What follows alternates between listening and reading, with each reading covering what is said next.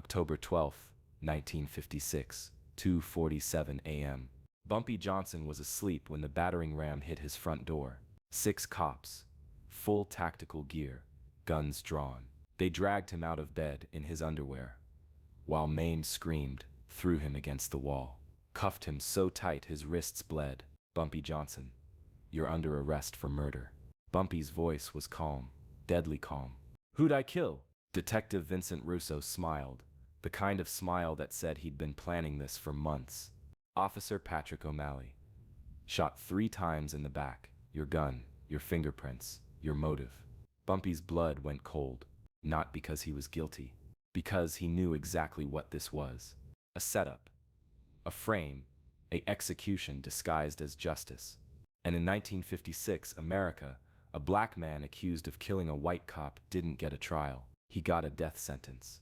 3:15 a.m., 28th Precinct interrogation room. They didn't read him his rights, didn't offer a lawyer, just threw him in a concrete room with 1 chair, 1 light, and Detective Russo. Russo lit a cigarette, blew smoke in Bumpy's face. We've got you, Johnson, dead to rights. I didn't kill O'Malley. Ballistics says otherwise. Your .38 special, same gun that put 3 bullets in his spine. I haven't touched my .38 in 2 weeks. Then how'd it end up at the crime scene? Bumpy leaned back, studied Russo's face, saw the smugness, the certainty, the plan, and then he understood. You planted it. Russo's smile widened. Prove it. But here's what Bumpy knew that Russo didn't. Bumpy Johnson didn't survive 30 years in Harlem by being careless. Every gun he owned was registered to a different alias. Every weapon had a paper trail that led nowhere.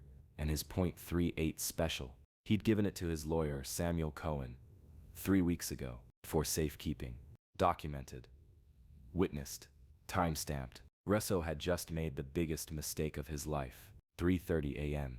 I want my lawyer. Russo laughed. You'll get one. At arraignment. In 48 hours. Until then, you're ours. That's illegal. Says who? You? Bumpy said nothing, just stared.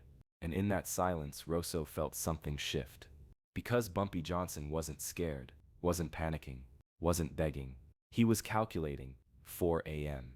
While Bumpy sat in that cell, 3 things happened simultaneously. 1 Maine called Samuel Cohen. 2. Samuel Cohen called Judge Harold Morrison. 3. Judge Morrison, the same judge who dismissed the Margaret Sullivan case, got very, very angry. By 4:30 a.m., Samuel Cohen was at the precinct with a writ of habeas corpus. By 5 a.m., Bumpy was released on a technicality. By 5:15 a.m., Russo was screaming at his captain. We had him. We had the evidence. And you violated his constitutional rights. Judge Morrison is threatening to throw out the entire case. So what do? We build a case so airtight that even Morrison can't dismiss it. How? We find witnesses. We find motive. We make sure every single piece of evidence holds up. Russo nodded. But what he didn't know was this. Bumpy wasn't just fighting the case. He was about to dismantle the entire precinct. October 12, 1956, 10 a.m. Bumpy sat in Samuel Cohen's office, calm, focused, strategic. They planted the gun, Samuel. I know, and we can prove it. How? Samuel pulled out a receipt. You gave me your .38 3 weeks ago. I logged it, locked it in my office safe. It's still there. Bumpy smiled. So the gun they found at the crime scene is either a fake or they stole it from my office. Which means they broke into a lawyer's office, stole evidence, and planted it at a crime scene. That's not just misconduct, Bumpy. That's conspiracy. That's tampering. That's career ending. Bumpy leaned forward. Good, now let's prove it. But Bumpy didn't just want to prove his innocence. He wanted to know why. Why would Detective Russo risk everything to frame him? Why now? Why Officer O'Malley? So he did what he always did when he needed answers. He called Junie Bird. October 12, 1956. 2 p.m. Junie Bird was Bumpy's intelligence network. His eyes and ears on every street corner, in every bar, inside every precinct. Boss, I need 24 hours. You've got 12. What am I looking for? Everything. Russo's finances, O'Malley's connections, who benefits from me being locked up. Follow the money, Junie. It always leads somewhere. On it, October 12th, 1956. 8 p.m. Junie called back. Boss, you're not gonna believe this. Try me. O'Malley wasn't dirty. He was investigating dirty cops. Bumpy sat up. Explain. For the past 6 months, O'Malley was building a case. Internal affairs. He had evidence that 15 cops in the 28th precinct were taking bribes from the Italian mob. Russo's name was at the top of the list. And O'Malley was scheduled to testify next week. Grand jury, federal case. If he talked, the entire precinct goes down. Bumpy's jaw tightened. So Russo killed him. That's what it looks like. Killed him, planted your gun, framed you. 2 birds, 1 stone. Where's the evidence? The files O'Malley was building? Gone. Russo cleaned out O'Malley's desk the night he died. Not all of it. What do you mean? Cops like O'Malley don't keep one copy. They keep backups. Find it, Junie. Find what O'Malley was hiding. October 13th, 1956. 3 a.m. Junie broke into O'Malley's apartment, not to steal, to search. He checked every drawer, every closet, every floorboard. Nothing. Then he checked the one place Russo would never think to look. O'Malley's daughter's bedroom. Hidden inside a hollowed-out copy of The Adventures of Tom Sawyer was a key. Safety deposit box. First National Bank. By 4 a.m., Junie had the box open. Inside, ledgers documenting $2.3 million in bribes, photos of Russo meeting with mobsters, recordings of conversations between dirty cops, a handwritten note from O'Malley. If you're reading this, I'm dead. Russo killed me. Make sure he pays. October 13th, 1956, 9 a.m. Bumpy walked into the FBI field office in Lower Manhattan, handed the evidence to Special Agent Richard Hayes. What is this? Proof that Detective Vincent Russo murdered Officer Patrick O'Malley and framed me to cover it up. Hayes spent 2 hours reviewing the files. Then he looked at Bumpy. This is the biggest police corruption case I've ever seen. Good. Arrest Russo. We will, but I need you to testify. No. What? I'm not testifying. I'm not a witness. I'm the victim. You use O'Malley's evidence. You use the ledgers. You use the recordings. But you don't put me on the stand. Why not? Because the moment I testify, this becomes about me, about my record, about who I am, and they'll use that to discredit everything. But if you build the case on O'Malley's evidence, on documents, on facts, then they can't attack it. Hayes nodded slowly. You're smarter than most lawyers. I've had to be. October 13th, 1956. 6 p.m. The FBI raided the 28th precinct. Arrested Detective Vincent Russo. Arrested 14 other officers. Seized files, weapons, cash. The entire precinct was in chaos. And Bumpy watched from across the street, smoking a cigarette, saying nothing. But Russo wasn't done.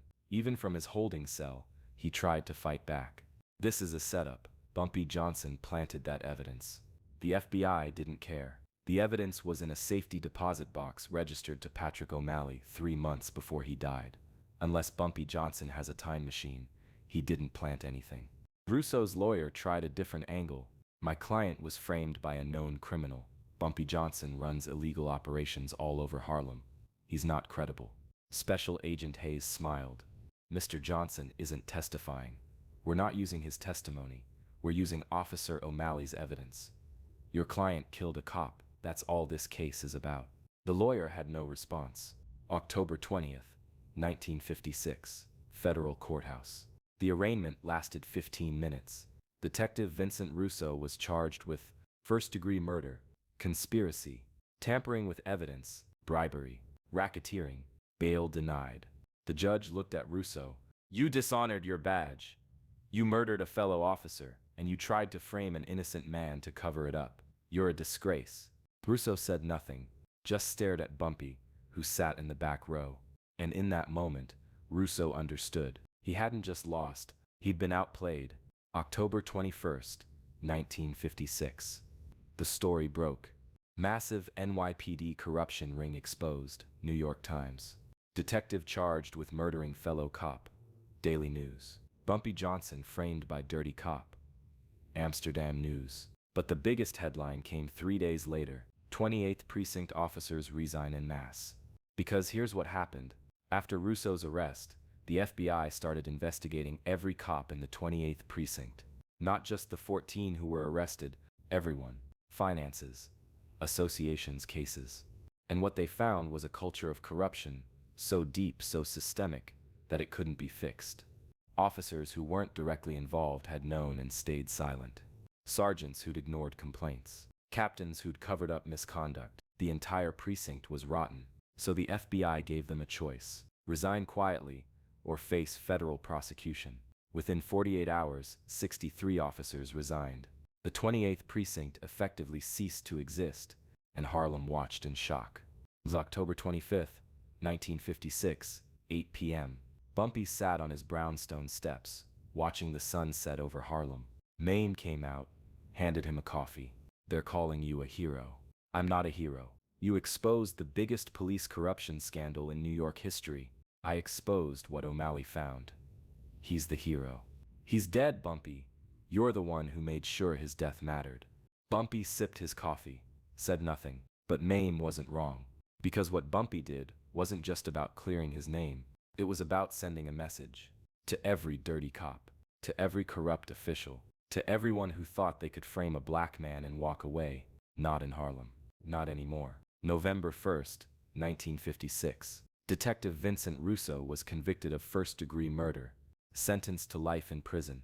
The 14 other officers received sentences ranging from 10 to 25 years, and the 28th Precinct was permanently disbanded. But the story didn't end there, because what happened next changed Harlem forever.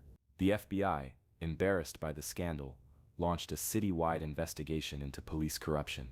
Over the next year, 127 officers were arrested across 5 precincts. The NYPD was forced to implement new oversight policies. Internal affairs was restructured. And for the first time in history, civilian review boards were created to investigate police misconduct. All because Bumpy Johnson refused to be framed. November 15th, 1956. Reverend Adam Clayton Powell Jr. invited Bumpy to speak at Abyssinian Baptist Church. "I'm not a preacher, Reverend. You don't have to be, just tell them what happened." Bumpy stood at the pulpit, looked out at 2,000 people. "They tried to destroy me because they thought I was powerless. They thought that because I'm black, because I'm from Harlem, I couldn't fight back. But here's what they didn't understand. Power isn't about how many guns you have. It's about how many people stand with you. When they framed me, this community didn't abandon me. Samuel Cohen fought for me. Junie Bird investigated for me. Judge Morrison upheld the law for me. And Officer O'Malley, a white cop who could have stayed silent, chose to fight corruption even though he knew it might kill him. That's real power. That's real justice. Not revenge, not violence, just truth. And truth always wins." Eventually, the church erupted in applause. December 1956. A letter arrived at Bumpy's home. From Patrick O'Malley's widow: "Mr. Johnson, I don't know you. I've only heard stories. Some good, some bad. But I wanted you to know that my husband respected you. He used to say, 'Bumpy Johnson is the only man in Harlem who keeps his word.' He was investigating those corrupt cops because he believed in justice. Real justice. Not the kind that protects power, but the kind that protects people. Thank you for making sure his death wasn't in vain. Thank you for being the kind of man he believed you were. Catherine O'Malley." Bumpy read the letter 3 times, then folded it carefully, put it in his desk drawer, never spoke about it, but Mame saw the way his hands shook when he read it, saw the tears he tried to hide. Because for all the power Bumpy Johnson had built, for all the respect he commanded, that letter from the widow of a cop who died fighting corruption meant more than any of it. It meant that somewhere beyond the crimes and the violence and the survival, there was still something worth protecting. Integrity, justice, truth. January 1957. The new 28th Precinct opened. Entirely new staff, new leadership, new policies. And on the first day, the new captain, Captain Robert Hayes, a black officer, the first black precinct captain in NYPD history, walked into Bumpy's restaurant. Sat down at his table. "Mr. Johnson." "Captain Hayes, I wanted to introduce myself. Let you know that this precinct operates differently now. I'm listening. We don't take bribes, we don't plant evidence. We don't frame innocent people, and if any of my officers step out of line, I want to know about it. Bumpy studied him. Why tell me this? Because you have more influence in Harlem than I do, and I'd rather work with you than against you. I'm a criminal, Captain. You're a man who keeps this neighborhood functioning. I'm not naive. I know what you do, but I also know you keep violence down. You keep order. You protect people. And you're okay with that? I'm a realist. I can't stop every crime in Harlem, but I can make sure my officers don't become criminals themselves. Bumpy nodded slowly. Then we have an understanding. They shook hands. An alliance, unspoken, unofficial, but real. Years later, in 1968, when Bumpy Johnson died, Captain Robert Hayes attended the funeral, stood in the back in uniform, and saluted. And when reporters asked why, he said, "Because Bumpy Johnson taught me that justice isn't about the law, it's about what's right. And sometimes the people enforcing the law forget that." October 12, 1956. The night they tried to frame Bumpy Johnson, they thought they were destroying one man. Instead, they exposed an entire system. And Bumpy didn't just walk free. He dismantled the precinct that tried to bury him. Not with guns. Not with violence. With evidence. With strategy. With truth. And when it was over, 63 cops resigned. 127 were arrested. And Harlem learned something that would echo for decades. You can't frame a man who's smarter than the system trying to destroy him. If this story of one man outsmarting an entire corrupt police force moved you, drop a like. Subscribe to hear more untold stories of Bumpy Johnson, the man who proved that real power isn't violence, it's intelligence. Share this with someone who needs to know. Truth always wins. Eventually, what would you have done if you were framed by the police? Let me know in the comments. And remember, they tried to bury him. They didn't know he was a seed. Bumpy Johnson proved that, and Harlem never forgot.